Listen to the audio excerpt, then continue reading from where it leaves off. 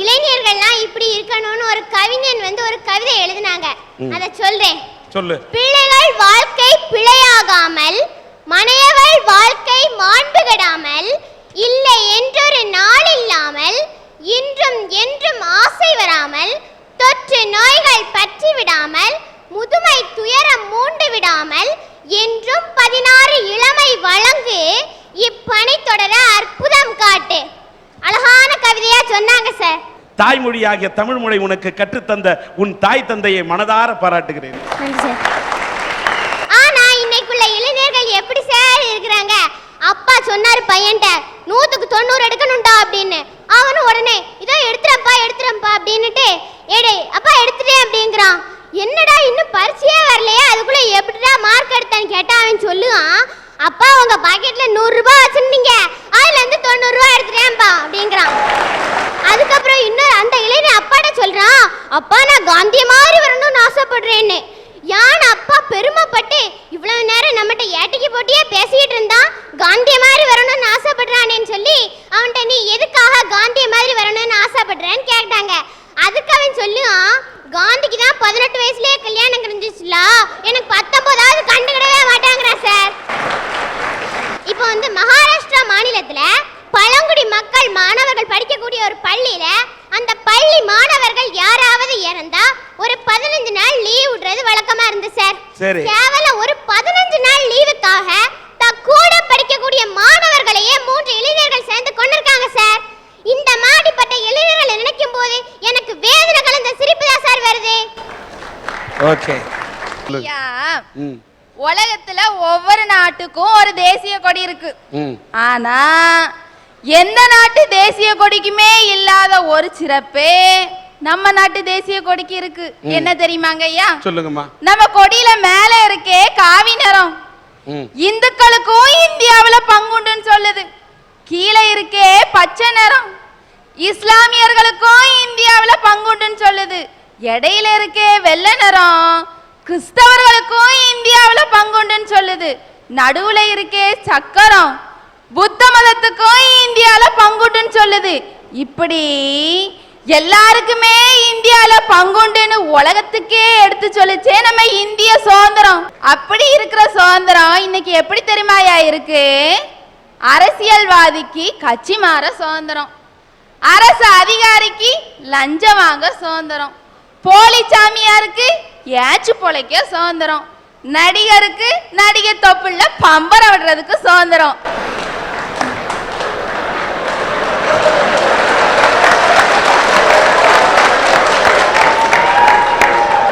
நான் கேட்கிறேன், பம்பரம் விடுறாங்க, ஆம்பளை சுடுறாங்க, பாக்குறதுக்கு உங்களுக்கு சுதந்திரம் இருக்கிறதுனால தானே அவனுக்கு விடுறதுக்கு சுதந்திரம் வந்தது. இத பார்த்தோன்னதான் ஒரு கவிஞன் சொன்னா, அண்ணலே உன்னையே உருக்கி சுதந்திரம் என்றொரு மோதிரம் செய்து தந்தாய், அணியும் போதுதான் தெரிந்தது நாங்கள் விரல்களே இல்லாத தொழுநோயாளிகள் என்று. இப்படித்தான் இன்னைக்கு நம்ம நாட்டில் இருக்கு சுதந்திரம்.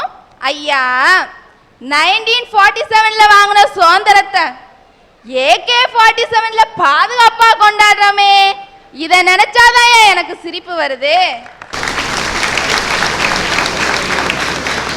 இன்னைக்கு இந்தியாவில் நடக்கக்கூடிய 75% பிரச்சனைகளுக்கு காரணம் இந்த கடமை தவறக்கூடிய ஒரு சில அதிகாரிகள் ஐயா. நம்ம நாட்டோட வளர்ச்சி விகிதம் பெருகிட்டு போகுதோ இல்லையோ, இந்த அதிகாரிகளோட சொத்து மதிப்பு பெருகிக்கிட்டே போகுது. நம்ம நாட்டில் உள்ள ரொம்ப பெரிய கொடுமை ஜாதி கொடுமை. அந்த கொடுமையை விட ரொம்ப பெரிய கொடுமை எது தெரியுமா?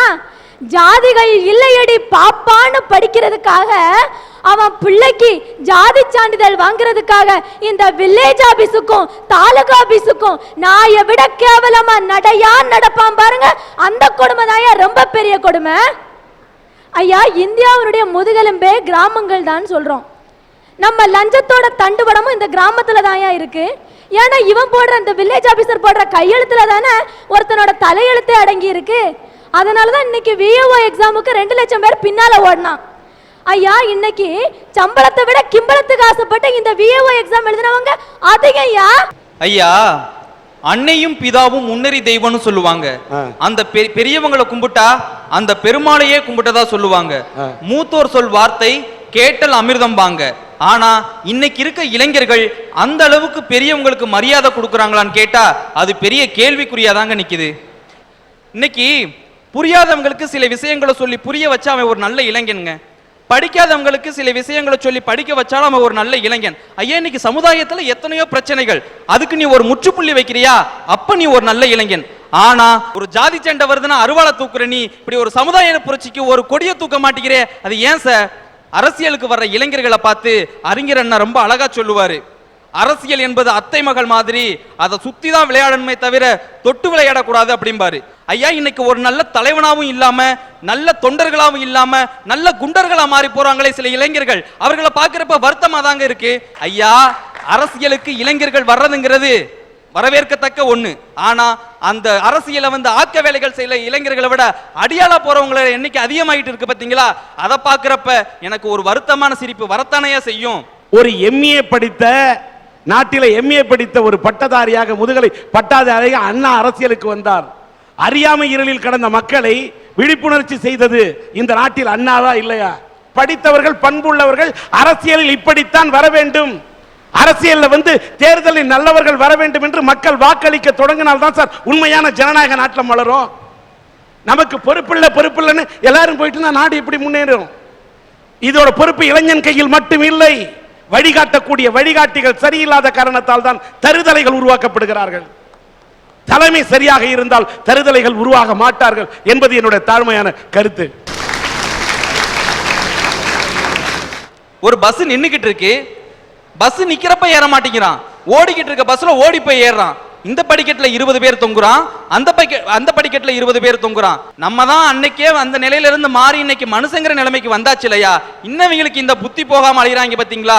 அப்படியே அந்த பஸ்ஸுக்கு பின்னாடி ஓடுற பஸ்ல அப்படியே பின்னாடி அந்த ஏணி மேல ஏறி அந்த மேல் கூரை இருக்கு பாத்தீங்களா, அங்க இங்கேயுமா ஓடிக்கிட்டு இருக்காங்க. கர்ணம் தப்புனா மரணங்க. ஐயா, இன்னைக்கு அவன் அந்த பஸ்ல கம்பியில தொங்குனான் பாத்தீங்களா, அத போய் ஒரு போலீஸ் செலக்ஷன்ல தொங்கி இருந்தானா இன்னைக்கு அவன் ஒரு நல்ல ஒரு போலீஸ் அதிகாரியா வந்திருக்கலாம். அந்த ஏணில ஏறினா பாத்தீங்களா, அத போய் எவரெஸ்ட்ல ஏறி இருந்தானா இன்னைக்கு இந்தியாவுக்கு ஒரு சாதனையாளன் கிடைச்சிருக்கலாம். ஐயா, ஒரு பொம்பளை புள்ள நைட்டு 11 மணி வரைக்கும் திருவனந்தபுரம் பஸ் ஸ்டாண்ட்ல நின்னுகிட்டு இருந்திருக்கு. அத ஒரு போலீஸ் அதிகாரி போய் என்னன்னு விசாரிச்சப்போ அந்த பொண்ணு சொன்ன காரணம் என்ன தெரியுங்களா? ராங் கால்ல வந்த ஒரு பையனை நம்பி கல்யாணம் பண்ணிக்குவான்னு நம்பி அந்த பொண்ணு அவ்வளவு நேரம் அங்க நின்னுகிட்டு இருந்திருக்கா. அந்த போலீஸ் அதிகாரி விசாரிச்சு அவங்க பெத்தவங்களை வர சொல்லி அப்புறம் இந்த பொண்ணு மனசை மாத்தி அனுப்பி விட்டுருக்காங்க.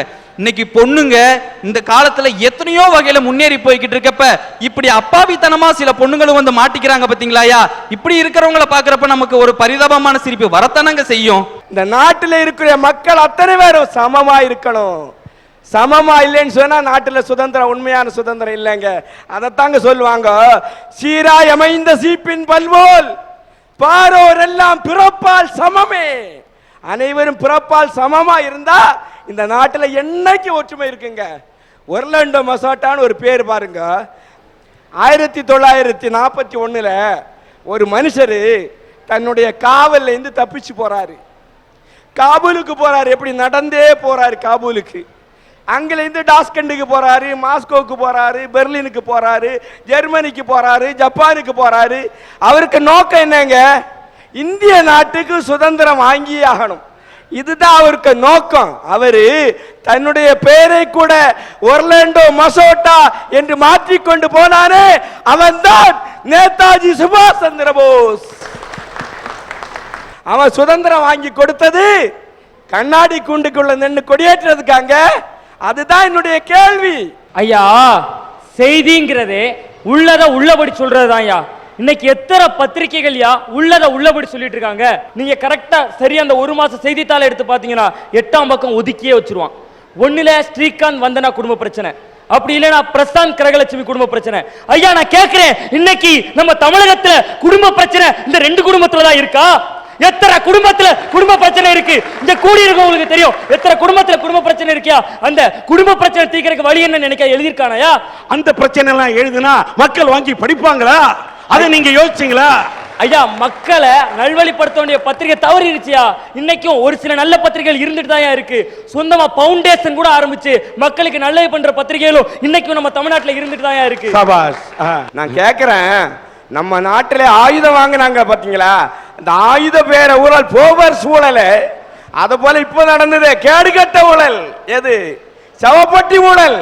அந்த சவப்பட்டி ஊழலையும் நம்ம முன்ன கொண்டு வந்தது இந்த பத்திரிகை தானுங்க. ஐயா அவர் சொன்னாரு, சார் சொன்ன மாதிரி இப்போ பாராளுமன்றத்துல கேள்வி கேட்கறதுக்கு லஞ்சம் வாங்கின சில கருப்பு ஆடுகளை தோலிர்த்து காட்டியதும் பத்திரிகைகள் தான் ஐயா.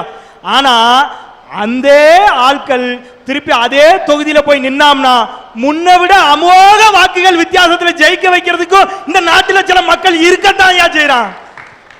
ஐயா கரெக்டா செய்தித்தாள் எடுத்து பார்த்தோன்னா பரபரப்பா போட்டிருக்கான் ஐயா, பெருசா போட்டிருக்கான். நமிதா கையில் காயம், ரசிகர்கள் மீது தடியடி. நான் இது என்னடா செய்தின்னு உள்ள போய் புகுந்து பார்த்தேன். பட்டுக்கோட்டையில ஒரு நகைக்கடை திறக்க வந்திருக்காங்களா. யாரு? நம்ம நமிதா. அதாவது ஜுவல்லரி திறக்கிறதுக்கு அவங்க போறாங்க. எதை நம்பி? ஜொல்லு விடுறவனை நம்பி தானே ஜுவல்லரிக்கு நமிதா கூப்பிட்டு திறக்க சொல்றாங்க. அதான்யா அப்போ போயிருக்கிறப்ப ரசிகர்கள் கூட்டத்துல கை கொடுக்கறாங்கய்யா. கை கொடுத்ததுல அந்த பொண்ணோட கையோட கரம் செவந்து போச்சான். அதுக்காக ரசிகர்கள் மீது தடியடி நடத்திருக்காங்க. அந்த செய்தியை பெருசா போடுறான். பட்டுக்கோட்டையில ஒரு நமிதா வந்த பண்ணி செய்தியை போட்டியே, அதே பட்டுக்கோட்டையில ஒரு பாட்டுக்கோட்டை கல்யாண சுந்தரர் பிறந்தாரு. அவரை பத்திய செய்தி எத்தனை நாள் அவங்க பத்திரிகையில வந்திருக்கு?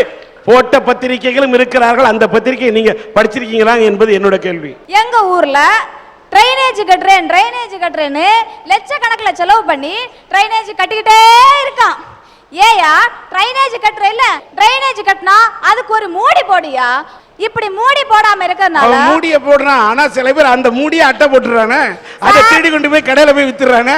ஒரு நல்ல அதிகாரினா என்ன பண்ணுவான்? மூடிய தேடிட்டு போனவனை பிடிச்சு ஜெயில போடணும். எத்தனை பேர் ஜெயில போட்டிருக்காங்க? ஏன்னா அதுக்கு பின்னாடியும் ஒரு அதிகாரி இருக்காங்கிறது தான் உண்மை. சார் எங்க பக்கத்து ஊரு புதுக்கடை, பேரு தான் புதுக்கடை, ஆனா அங்க இருக்கிறது ஃபுல்லா சாக்கடை. அந்த சாக்கடையில எதுக்கு பஞ்சம் இல்லையோ, கொசுக்களுக்கு மட்டும் பஞ்சமே இல்லை. அங்க கொசுக்கள் அதிகரிக்கிறதுனால அங்க ஒரு மக்களுக்கு பாதி பேருக்கு யானைக்கால் நோய் இருக்கு. சார் யானைக்கால் நோய்னு நமக்கு சொல்லும்ப தெரியாது சார், அதை அனுபவிக்கிறவனுக்கு தான் அதோட கஷ்டம் புரியும். அவன் பேருந்துல ஏறினானா டிரைவர் ஏத்த மாட்டான், அப்படியே ஏறினா கூட பக்கத்துல ஒருத்தன் உட்கார மாட்டான். அந்த அளவுக்கு கேவலமா நினைக்கிறாங்க அந்த நோயாளிகளை. யாரால வந்துச்சு? ஒரு சாக்கடை போட்டு அதுக்கு ஒரு மூடி போட்டிருந்தா இந்த நிலைமை வந்திருக்குமா? எனக்கு இந்த அதிகாரியை பார்த்து தான் சார் கோபம் வருது. எல்லா அதிகாரிகளையும் குற்றம் சொல்றாங்களே, ஆனா நம்ம மாவட்டம், இந்த கன்னியாகுமரி மாவட்டத்திலேயே இருந்தார் ஒரு கலெக்டர் ககன்தீப் சிங் பேடி. அவங்கள அமெரிக்கால இன்னைக்கு கேத்ரீனா ரீட்டா இந்த புயலெல்லாம் வந்துடலாங்க. அப்போ நிவாரண பணி எப்படி கொடுக்குதுன்னு பயிற்சி கொடுக்கு இந்த பேடியை கூப்பிட்டு போனாங்க. அவர் அதிகாரி இல்லைங்க உங்களுக்கு? அவரெல்லாம் தெரியல உங்களுக்கு? ஐயா அந்த ககன்தீப் சிங் பேடியையும் இப்ப மாட்டலாய் போனாரு சுனில் பாலிபால், இவங்க காலை தொட்டு நான் வணங்குறேயா, தலை வணங்குறேன். நான் சொல்றது எல்லா அதிகாரியும் இல்ல, கடமை தவற சில அதிகாரிகள் மட்டும்தான். ரோட்ல கேபிள் குழி தோன்றாங்கல்ல, அது கேபிள் குழி இல்ல, அப்பாவி மக்களோட உயிரை வாங்குற மரண குழிங்க. ஏன் தெரியுமா? சமீபத்துல என் கூட படிச்ச நண்பன் இறந்து போனான். ஏன் தெரியுமா? அவன் வந்து பைக்ல போய்கிட்டு இருந்தப்போ எதிர்த்தாப்புல ஒரு பஸ் வந்துச்சு. அந்த பஸ்ஸுக்கு சைடு விடுறதுக்காக காலை ஊன்னான். ஆனா பக்கத்துல குழிதான் கிடந்துச்சு. கால் தவறி ரோட்ல விழுந்தான். பின்னாடி வந்த பஸ் அவன் தலையில ஏறி இறங்கிச்சு சார். அவ்வளவு பரிதாபமா இறந்தான். அன்னைக்கு மத்தியானம் எடுத்துட்டு போன என் நண்பனோட உடம்ப அடுத்த நாள் 12 மணி ஆன பிறகு கூட போஸ்ட்மார்ட்டம் பண்ணி கொடுக்கல. என்னோட நண்பர்கள் கெஞ்சாத குறைய கெஞ்சி அந்த உடம்பு போஸ்ட்மார்ட்டம் பண்ணான். எப்படி பண்ணான் தெரியுமா? அத்தனை நண்பர்களோட மத்தியில அவன் உடம்ப போட்டு குத்தி கிழிச்சு போஸ்ட்மார்ட்டம் பண்ணி கொடுத்தான். இவன் பத்த பிள்ளைனா பப்ளிக்கா போட்டு போஸ்ட்மார்ட்டம் பண்ணுவானா? இப்படிப்பட்ட கடமை தவிர அதிகாரிகளை பார்த்தா கோபம் சார் எனக்கு வருது. பேங்க்ல லோன் கொடுக்குறாங்க. நானும் இப்போ BA ஃபைனல் இயர் பண்ணிட்டு இருக்கேன். நான் ஒரு ஏழை மாணவிங்கிறதுனால எனக்கு லோன் கொடுக்க மாட்டேங்க சார். அந்த வங்கி அதிகாரிகள்ட்ட நான் ஒண்ணு கேட்கிறேன், ஏழையா பணக்காரனான்னு பார்க்காத, பணத்தை கட்டுவானான்னு மட்டும் பாரு. எத்தனையோ ஏழைகள் முறையா படிச்சு ஒழுங்கா வட்டியை கட்டுறான். ஆனா எத்தனையோ பணக்காரன் முதலும் கட்டாம வட்டியும் கட்டாம அம்பான்னு விட்டுட்டு போறான் சார். தகுதியை மட்டும் பாரு, பணத்தை பார்க்காத. அருமையான சிந்தனைக்குரிய கேள்வி. இது உண்மையிலே ஒரு விழிப்புணர்ச்சி ஏற்படுத்துற விஷயம். வங்கி அதிகாரிகள் அவன் ஏழையா பணக்காரன் என்பது கணக்கு அல்ல. கட்டக்கூடிய தகுதி அவனுக்கு இருக்குதா, கட்டுறானா இல்லையான்னு பார்க்கணும். அற்புதமானது. ஓகே. அப்புறம் குழந்தையும் தெய்வமும் குணத்தால் ஒன்றுன்னு சொல்லுவாங்க. குழந்தையும் தெய்வமும் ஒண்ணு. இன்னைக்கு பஸ் டிரைவர்ஸையும் கண்டக்டரையும் பொறுத்த வரைக்கும் குழந்தைங்கன்னா கொல்லிக்கட்டை எடுத்து கண்ணில் குத்துற மாதிரி இருக்கு சார். ஏன்னா தமிழக அரசு அந்த குழந்தைங்களுக்கு இலவச பஸ் பாஸ் கொடுத்துருக்கு. இலவச பஸ் பாஸ் கொடுத்துருக்கனால குழந்தைங்க நிக்கிற இடத்துல பஸ் நிறுத்த மாட்டான், 2 மீட்டர் தூரத்துல கொண்டு நிறுத்திக்குவான். சமீபத்துல ஒரு குழந்தை பஸ்ல கொஞ்சம் பிள்ளைங்க வந்து பஸ்ல ஏறினாங்க. இலவச பஸ் பாஸ் கொண்டு வந்தனால அந்த கண்டக்டர் அந்த பிள்ளைங்களை ரொம்ப திட்டினாங்க. ஆனா அதையும் பொருட்படுத்தாம அந்த குழந்தைங்க ஆசையா பஸ்ல ஏறினால ஒரு குழந்தைய பிடிச்சு தள்ளி விட்டாரு. அந்த குழந்தை ரோட்ல விழுந்து மண்டை உடைஞ்சு போச்சு. இவன் பெத்த பிள்ளைனா குழந்தைய நடு ரோட்ல தள்ளி விட்டுருப்பானா? இவனுக்கு வலிக்கும்ல. இப்படிப்பட்ட அதிகாரிகளை பார்க்கும்போது சார் எனக்கு கோபம் வருது. வனத்துறைக்கு இன்னொரு பேருண்டுக்கு கானத்துறை. கானகம்னா காடு. ஆனா இப்ப அந்த கானகத்துறை கானல் துறையா மாறி போச்சு. கானல் துறைனா தெரியுமா? தண்ணி இருக்கிறாப்புல இருக்கும், பக்கத்துல போனா தண்ணியே இருக்காது. இன்னைக்கு எங்க கன்னியாகுமரி மாவட்டத்துல மண்டைக்காடு, விளாங்காடு, கற்காடு, ஈத்தங்காடு, பெரிய காடுன்னு ஊர் பேருக்கு பின்னாடி மட்டும்தான் சார் காடுகள் இருக்கு. உண்மையான காடுகளை எல்லாம் உண்மையிலே அழிச்சிட்டாங்க சார். காடுகள்லாம் அழிச்சிட்டாங்கன்றீங்க. ஆனா இவர்களால் அழிக்க முடியாத ஒரு காடு இருக்கிறது, அதுதான் சுடுகாடு. இல்ல சார், இல்ல, அதுதான் அதையும் அழிச்சிட்டாங்களா? அதையும் அழிச்சிட்டாங்க. இன்னைக்கு கன்னியாகுமரி மாவட்டத்துல கட்டப்பட்டிருக்க அதிகபட்சமான பொறியியல் கல்லூரிகள் எங்க கட்டப்பட்டிருக்குன்னா காடு மலை மட்டும் இல்ல சார், சுடுகாட்டு மேலையும் கட்டப்பட்டிருக்கு. ஐயா, காடு இல்ல காடு இல்லைங்கிறாங்களே, இதே அரசாங்கம் தான் வீட்டுக்கு ஒரு மரம் வளர்ப்போம், வீட்டுக்கு ஒரு மரம் வளர்ப்போங்க. எந்த மக்களாவது வீட்டுக்கு ஒரு மரம் வளர்க்கானா ஐயா? வளர்க்குறாங்களே ஐயா, நீங்க பார்க்க மாட்டேங்கிறீங்களே ஐயா. எம்மா, உங்க அண்ணன் தான் சொன்னாரு இந்த ஊர்ல விளாங்காடு மண்டக்காடை தவிர வேற ஒரு காடுமே இல்லைன்னு. வீட்டுக்கு ஒரு மரம் வளர்த்திருந்தேன்னா நீ கன்னியாகுமரி மாவட்டம் செழிப்பா இருந்திருக்கும் சார். வீட்டுக்கு முன்ன மரம் வளர்த்தா அது காடு ஆகாது. காடுக்குன்னு தனி இடம் இருக்கு. நீங்க வீட்டுக்கு முன்ன காடுன்னு சொல்லுவீங்களா? மாட்டீங்கல்ல. காடுனா காடு இருக்க வேண்டிய இடத்துல தான் இருக்கும், வீடுனா வீடு இருக்க வேண்டிய இடத்துல தான் இருக்கும். ரெண்டையும் சம்பந்தப்படுத்தாதுங்க சார். ஒரு நிமிஷம். வீட்டுக்கு ஒரு மரம் வளர்ப்போம் சொல்லி மரங்களை அழிக்காதீங்கிற அறிவிப்பையே இன்னைக்கு அதிகாரிகள் மரப்பலையில தான் சார் எழுதி வைக்கிறான். அதுக்கு ஒரு மரத்தை விட்டு வேண்டியிருக்கின்றீங்களா? ஓகே. நான் வந்து எங்க ஊர்லயும் நியாய விலை கடைன்னு இருக்கு. அது நியாய விலை கடை இல்லைங்க, அநியாய விலை கடை. அங்கேயும் ரேஷன் பொருளை அளந்து விற்கிறான். இந்த மண்ணெண்ணெய் அளவையை நீங்க பாத்தீங்கன்னா நீங்க ஏதாவது மியூசியத்துல தான் கொண்டு வைப்பீங்க. ஏன்னா அந்த மண்ணெண்ணெய் அளவையோட அடிப்பக்கத்தை சுத்தியலால தட்டி வச்சிருப்பான். ஏன்னா அதுல 250 மில்லி குறைஞ்சு போயிடும் அளக்கும்போ. அந்த கழுத்து பக்கம் பாத்தீங்கன்னா 4 ஓட்டை போட்டிருப்பான். 100 மில்லி போயிடும். அப்போ 350 மில்லி போயிடுச்சுன்னா வேற எத்தனை சார் கிடைக்கும்? நாங்க வறுமை கோட்டை கீழே இருக்கிறவங்க எங்களுக்கு 3 லிட்டர் மண்ணெண்ணெய் கிடைக்கும். ஒரு நாள் நான் மண்ணெண்ணெய் வாங்க போனப்போ இந்த பரிதாபமான நிலையை பார்த்து எனக்கு கோபம் வந்துடுச்சு. அந்த ஆளை எடுத்து கேட்டதுக்கு ஏன் இப்படி மண்ணெண்ணெய் ஊத்துற, அநியாயமா இல்லைன்னு கேட்டதுக்கு அவர் சொல்றாரு, ஏமா சின்ன பொண்ணா நடந்துக்கமாங்காரு. சார், பிஇ ஃபைனல் இயர் பண்றேன்னா அவருக்கு சின்ன பொண்ணா தெரிஞ்சுட்டேனா. பக்கத்துல என்ன ஒரு அம்மா சொல்றாங்க, சார் படிச்ச பொண்ணையே இப்படி ஏமாத்துனீங்கன்னா படிக்காத எங்களை எப்படி ஏமாத்துவீங்கன்னு. அதுக்கு அவர் எனக்கு இந்த பட்டம் என்ன தெரியுமா, அது ஒரு பைத்தியம், அது அப்படிதான் சொல்லுங்கிறாரு. ஏன் சார், தவறு செய்து அதை தட்டி கேட்டா அதுக்கு பட்ட பேர் என்னது, பைத்தியமா? இப்படி தவறு செய்து பைத்தியம் இல்ல, இந்த மாதிரி அதிகாரிகளுக்கு நீ தரும் இது அதிர்ச்சி வைத்தியம். சாபாஷ். இப்படிப்பட்ட அதிகாரிகளை பார்க்கும்போது தான் சார் எனக்கு கோபம் வருது.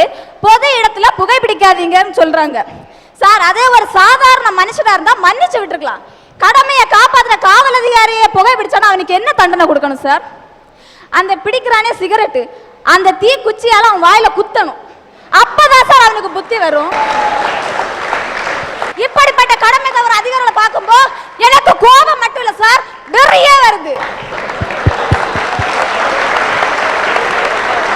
பெண்கள் பொங்கி எழுந்து விட்டால் பூலாந்தேவியாக கூட மாறி விடுவார்கள் என்பதற்கு சார், நான் சாதாரண பெண் இல்ல, பாரதி கண்ட புதுமை பெண். புதுமை பெண் வாழ்க. நீ கொள்ளையடித்த அந்த பூலாந்தேவி என்று நான் சொல்லவில்லை, இந்த நேயர்களின் இதயத்தை கொள்ளையடித்த நல்ல தமிழ் பெண்மணி என்று சொல்லுகிறேன்.